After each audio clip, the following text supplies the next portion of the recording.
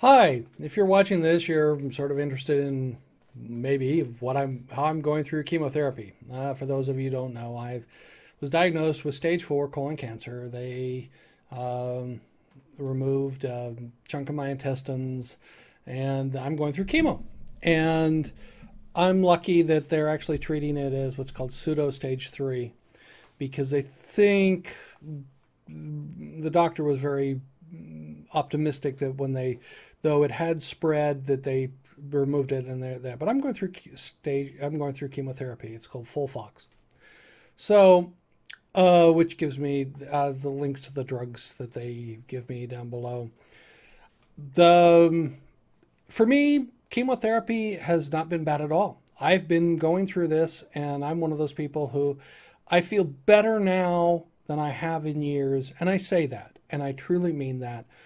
I think that I was bleeding slowly internally, and I had been for a long time, and it was microscopic and wasn't showing up in anything.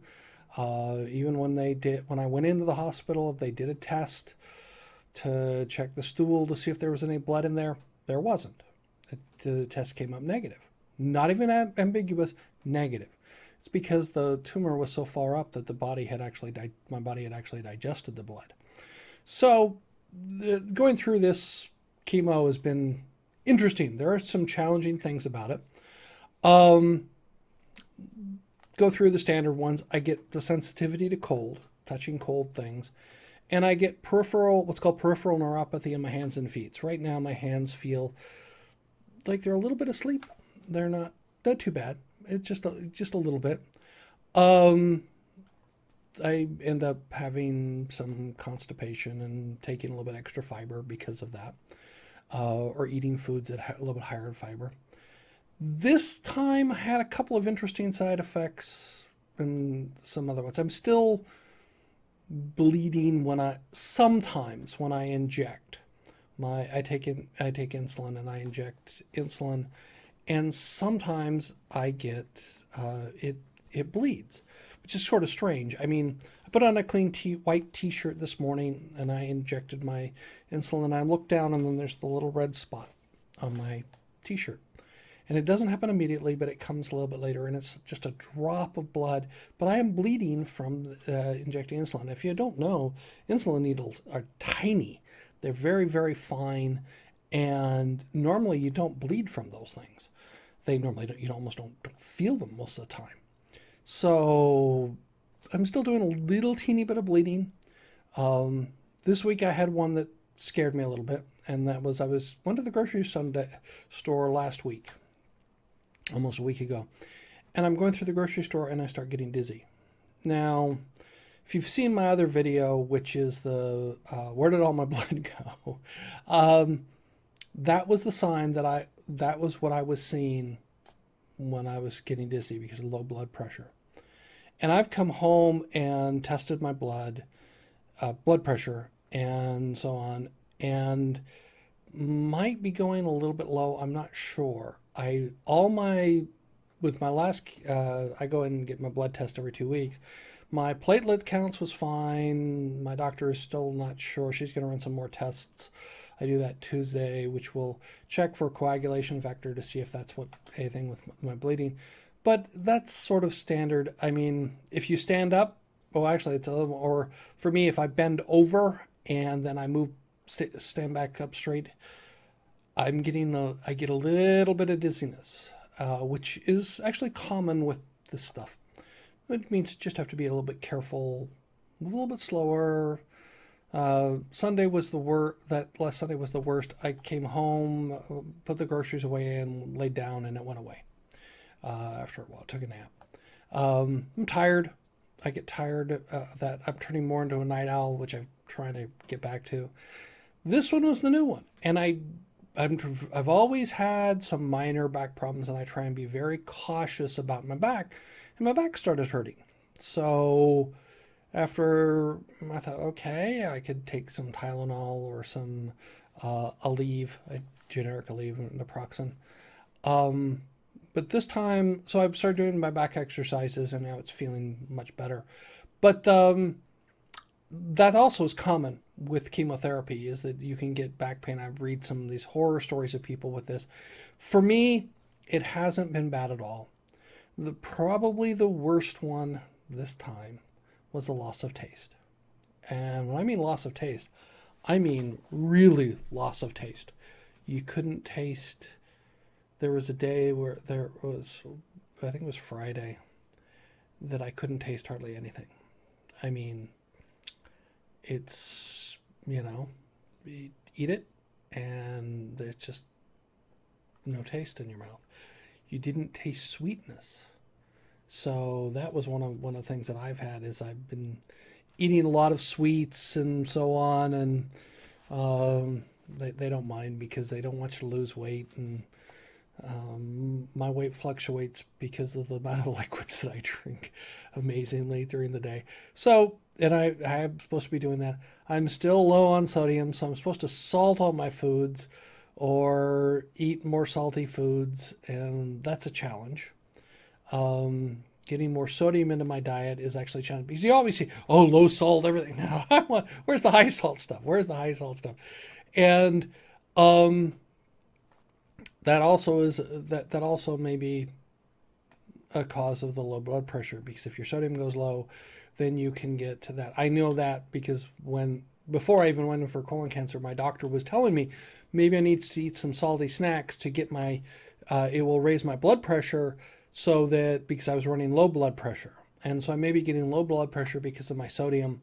So it's, mild back pain doing some exercises and some dizziness, maybe low blood pressure, which is there. So I just got to do that. Got to eat more salty snacks and don't lose weight. It's a bizarre, this whole thing has been, shall we say, an interesting experience going through this, because, you never, how many times, for me, go to the doctor and he tells you, yeah, I don't want you to lose any weight.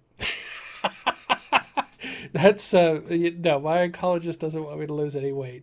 Maybe a tiny bit I could lose, a half pound of, or, every 2 weeks they would be okay with that, but they don't want me to lose any massive amounts of weight. And it doesn't matter. They put you on these steroids, and I'm not sure what they do, but they kick your appetite into high gear.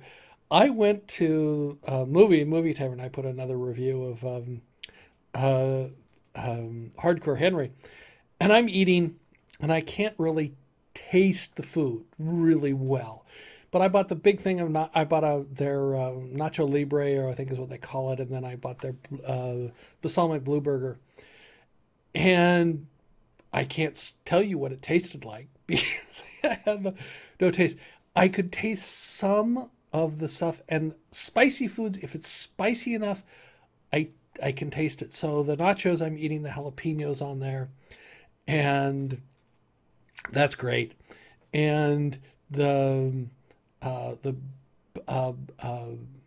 balsamic blue burger, I'm not sure. The texture felt good, but I just didn't have much taste. It went, with the movie Hardcore Henry, which is, I recommend if you like first-person shooter video games, you'll like Hardcore Henry. If not, if you don't like those kind of games, don't go see it. But I've already done another video on that.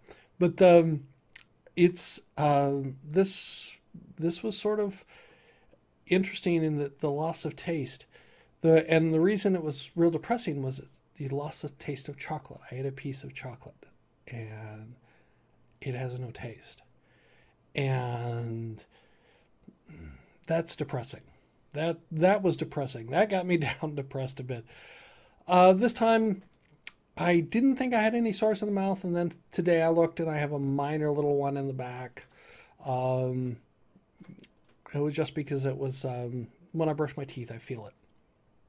Other than that, nothing bad. I think it may have already healed up by now, but you'll see little red spots on the back of the mouth. I was shining a flashlight in my mouth and see how it's going, and I've been doing well. I mean, I'm looking forward to this. This is my 7th. In theory, I have 12 of these. I got 5 more, but I'm on the downhill downhill. I've done more of them now, so I'm looking forward to number 8. I'm feeling good. I'll have to see what my blood counts are. Last time my white blood cell count is still within the normal range, but it's getting low, getting to the low normal range. It's dropped significantly from where it was when I started, and at least from I've got some of the reports, and it will go low. My red blood cell count is hovering right about anemic. I went from for a man my age and that 13, at least according to this lab. And this is the fun thing if you don't know anything. I know a little bit about this because I've been dealing in healthcare software for a long time. But it's this lab 13 and above is 13 to I think 16 or something, 14 is normal for a man my age. And below 13 is considered anemic. And I was probably down around 5 when I went into or lower. I may have been down as low as 2 or 3, which is nearly death when I walked in. That was how that was in the story of where did all my blood go. But it's been hovering right around 13 right now. It has gone up to 13. This last time was 13. No, this time before it was 12.9, and the time before that it was 13. So I'm hovering right there with my red blood cell, with my hemoglobin. So that's what it would be nice if it stayed up there. That may drop, which makes it, you're just barely not anemic, which I'd like to stay not anemic. There are other interesting side effects about being anemic, but it's so this time has been going fairly well. I feel great. Minor little things. The loss of taste was the most depressing this time. But you go, okay. Knowing that it will wear off. And that's the key. I know I'm not going to lose my sense of taste for a long period of time. And hopefully by tomorrow it should be close to being back. And then, of course, Wednesday I can get to go get some more of the stuff, and then it may go away. I'm a foodie. I like to go out and have food, but it's, and so I know I'm eating my food much saltier and much more spicy than I was. So it's interesting to do that, but I've been doing well on this one. So I thank you for listening. If you like this video and like hearing about my chemo, give me a thumbs up. And I'd love to hear your stories. How are you doing? How is a member of your family doing going through chemo? I hope this is giving you feelings about, it hasn't been rough for me. It's been actually an interesting experience. I would love to hear from you. Give me some comments. I'd love to read them, and I'll try and reply to all of them. So it's been interesting, and I hope to hear from you.